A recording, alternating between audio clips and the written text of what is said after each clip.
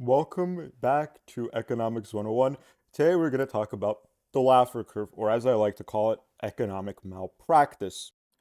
It was developed by one Mr. Arthur Laffer and was used by multiple US presidential administrations for their economic policy.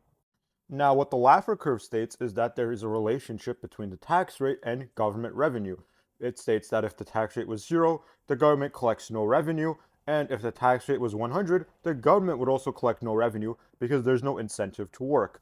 What the Laffer curve argues for is if you cut taxes and have an optimal tax rate, you will actually increase government revenue because there is now more of an incentive for people to work harder. It allows corporations to grow, and this, in turn, even though you have a lower tax rate, will in turn have a higher government revenue because the revenues that you're collecting a lower rate on is much bigger than what it was before.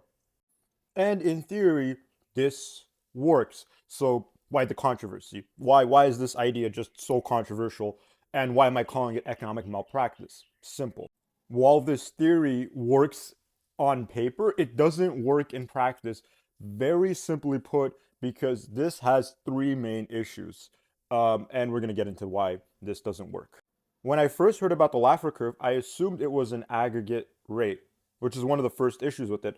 Is this tax rate? It's a simple tax rate. This means that all the taxes collected by the government are assuming to be one rate, not an aggregate rate, mind you, not a collection of all the rates, but just one marginal rate, which is really weird for if you're going to go about your tax rate in an economic model. The second issue with this is it assumes that if you were to cut taxes, that people are willing to work harder and that corporations are willing to invest more as opposed to just pocketing the money, working as much as they used to work, or maybe even working less because they don't have to work as much to pocket the same amount of money. They just got a tax cut. And now the third issue with the Laffer curve, which is simply put that it also assumes that all the government revenue collected from a higher tax rate would not be utilized for increasing government revenue, meaning that this money would not be used to increase government revenue, say via education, people getting better degrees, and therefore making more money, which would also increase government revenue. It assumes that that doesn't occur. And the Laffer curve was used by Ronald Reagan in the 80s to increase government revenue. And he did his own Laffer curve and he followed it and he cut taxes down. And by the end of his administration, he had a $2 trillion deficit, meaning a debt, at the end of his term.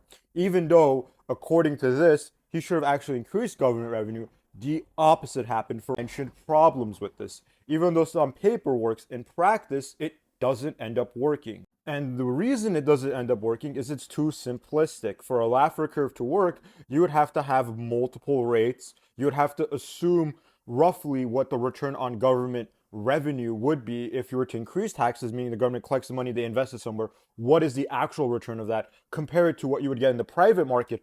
Assume human behaviors which haven't been assumed before, meaning assume that people may not work as hard.